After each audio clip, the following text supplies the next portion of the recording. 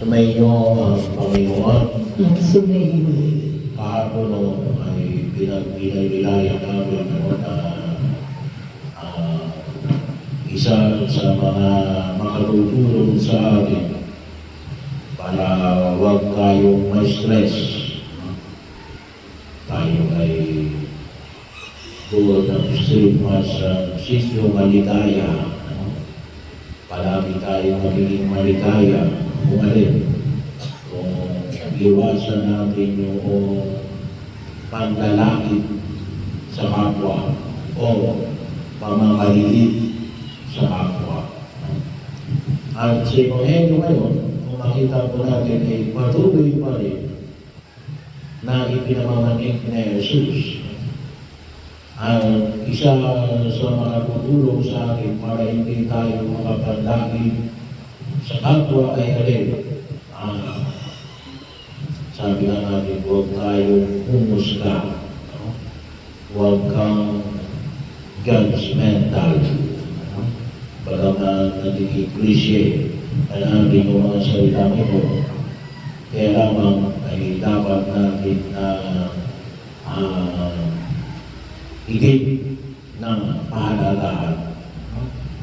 Sabagat sabi na natin, ay yung ipinahayag ni Nicodemo. Kasi sabi niya ay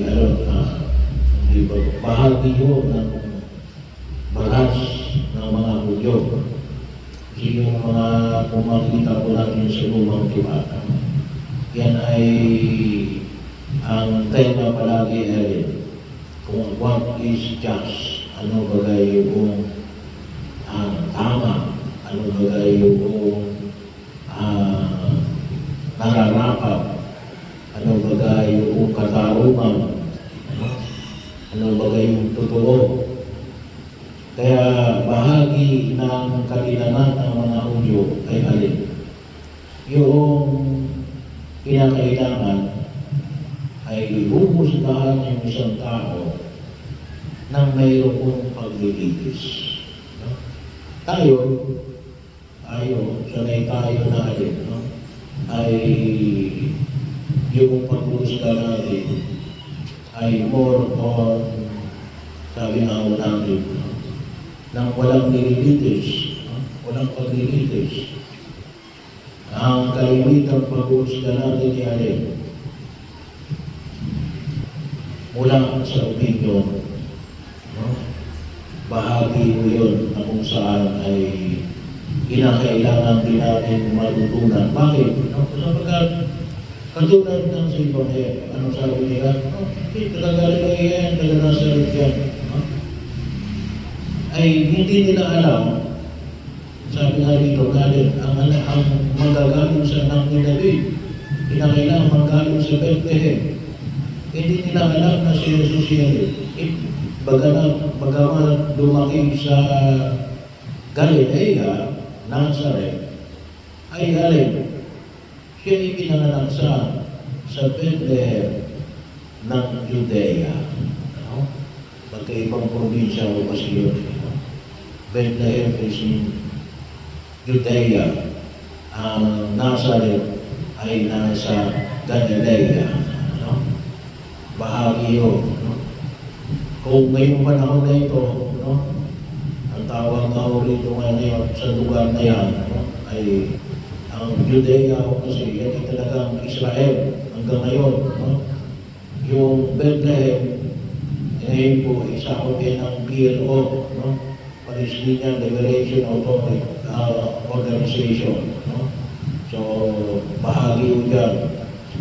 Kaya, pagkakaroon na tinatawag nila nakasama sa mga Palestinian land. But anyway, sabi nga ho natin, kinakailangan yung iwasan natin yung alin, yung pag-uusga, lalo na yung rash judgment, madali ang pag-uusga. Bahagi yun, siguro, pwede tayong magbigay ng kanya-kanyang opinion. Kung maaari tayo ay magtanong tungkol sa usapin na ito, para lumalim yung ating kalinangan. Pero wala sa atin yung paghuhusga. Kasi hindi naman natin nililitis eh. Kinakailangan dumaan sa paglilitis. At para ho sa mga Hudyo, kapag sinabi natin paglilitis, mayroong korte. Mayroong talagang lugar, mayroong sistema, at may mga tao para doon sa paglilitis. Kaya bahagi ko yun na kung saan makita mo natin. No? Kaya pagkakataon na kung saan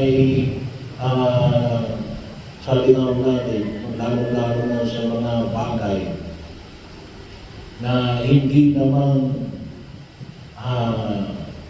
tayo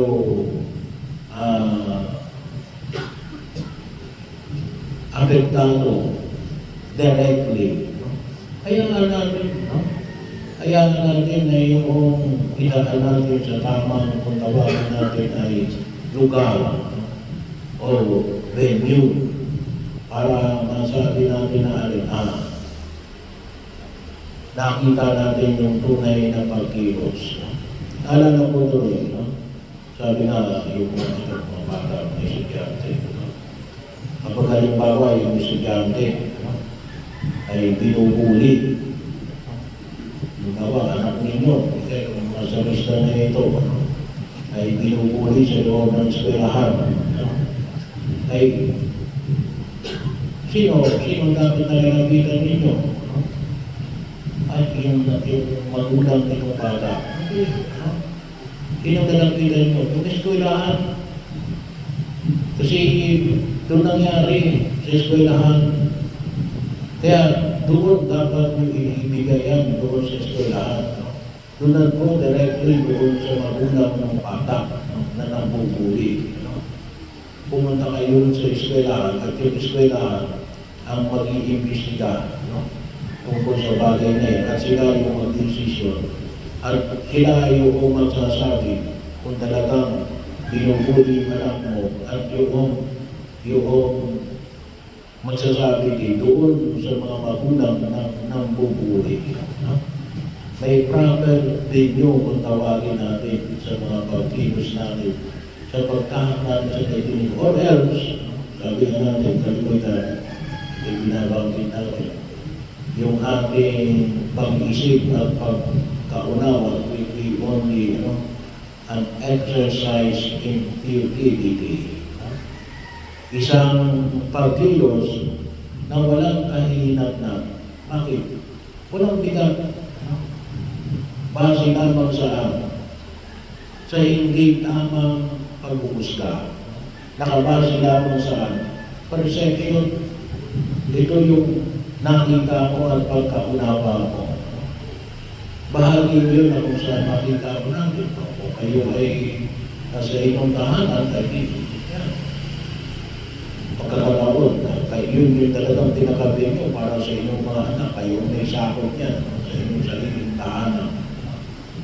Pero yun naman yung maging maliwanag sa atin. Kinakailangan na mayroong proseso na kinakailangan natin makita para masabi natin na itong takong ito ay napagpagan o hindi. Bahagi yun na kung saan ay maging maliwanag ko sa atin pagkilos sa daigdig na ginagalawa natin. Pero yung panyaya na ibinibigay sa atin yan ay huwag tayong manghuhusga. Huwag tayong manghuhusga. Unless tayo yung taong involved para mag-desisyon para sa bagay na iyon. Sapagkat maaaring yung ating pagkaunawa lamang ay depende sa perspective natin nang sangayon lamang sa atin, sa nakita natin. Baka may mga bagay na hindi tayo nakikita. Bagaman malakas yung loob natin, Pero kapag walang maliwanag na pamantayan, mag-move on tayo sa ibang mga bagay na higit natin na higit na matutunan. Yun yung pinahayag ni Nicodemo. Kasi kasama rin siya doon sa mga Sanhedrin. Bahagi ng pagkilos na kung saan ay nais na nilang na isa katuparan. Kaya lang, sabi nga natin, ay itong mga kasama ni Nicodemo, sila rin yung mga nasa Sanhedrin. Pero bakit ganun ang kanilang actuation? Kasi gawa naman bias. Kapag bias tayo, bahagi mo yun. Yung paglilitis, yung tinatawag natin paglilitis, inaalis yung bias. Bahagi yun ang kinakailangan ng mga tao natin para makita natin ang katotohanan na nasa gitna natin. Sabi minsan, namamayani yung ating pagpiling kaysa yung makita natin yung katotohanan. At sana maging bahagi ng ating pagkilos, lalo na ngayon sa panahon na ito ng Kwaresma. Yung makita natin yung hamon na pinapaganig ng buong kapal na maging maingat tayo sa pag-uhusga ng bawat isa. Kaya bahagi yun na kung saan ay makita rin natin na kinakailangan natin pag-ingatan. Bakit? Kasi baka mamaya gawa ng ating rash judgment, yung madaling pag-uhusga, hindi natin makita yung katotohanan. Hindi natin makita yung katotohanan. Nagmamadali tayo eh. Kaya pagkakataon naman na kung saan ay ipaanyaya ng buong kapal. Ang mundong ginagalawa natin, medyo mahirap kasi bakit? Ang ating endorsement by publicity. Sa mundong ginagalawa natin, kung sino unang magsalita, kung sino yung maingay, kung sino yung palaging nagsasalita, yun kung minsan na narinig, nawawala na agad ng boses, pero tiyan natin, alin ba yung katotohanan dito? Sabaga, bahagi mo na makita ko natin, yung pagkilos natin sa daigdig na ito, dahil baka mamaya, masanay tayo na tayo ay maging bias sa pagkaunawa natin at dahil doon, hindi natin makita si Jesus. Hindi natin makita ang katotohanan. No? Kaya ipanalangin natin sa harapan ng may kapal, na yung panayan ay pinapamanig ng buong may kapal. Sige, maliwanag ko ito kapag sa oras na makita mo si Jesus, ay makikita sa iyong katotohanan. Ano talagang nakita mo yung katotohanan, siguradong makikita mo si Jesus. At yun ay isang bagay na pupusin ko, maliwanag sa mahal na Birheng Maria. No? Kaya, sabi nga natin, no, ay ni Maria ay palagi na lamang nagninilay, no? Nagninilay at handang tumugon sa panawagan ng Diyos. Bahagi ko yun na kung saan ay makita ko natin na yung pagkilos namin sa daigdig na ito. Ito po yung mahalaga, no? Lalo na ako ngayon, lalo na ng eleksyon, no? Boboto tayo, no? Ay sana makita natin, no? Kung sino ba talaga yan yung mga nagnanais natin na sana ay maging daan upang umunlad ang ating bayan, no? Yung ating bansa. No? Sabi nga natin, hindi naman tayo pupunto ng santo, no? Pero sa tingin natin na ay at least tawag ako minsan ng iba kahit pa paano ay maging daan upang makatulong sa ating magkilos sa daigdig na ito. Sapagkat bahagi mo yun, no? Na sana po ay matutunan natin. Kaya yun ang problema ko sa atin kasi democratic tayo. No? Yung mga taong namumuno sa atin ay yung mga taong tayo ang nagtuklog. Kasama tayo sa nagtuklog. Kaya kapag yung inituklog natin ay hindi tumutugon sa kalawagan ng pumikapal, ay nailuklog natin.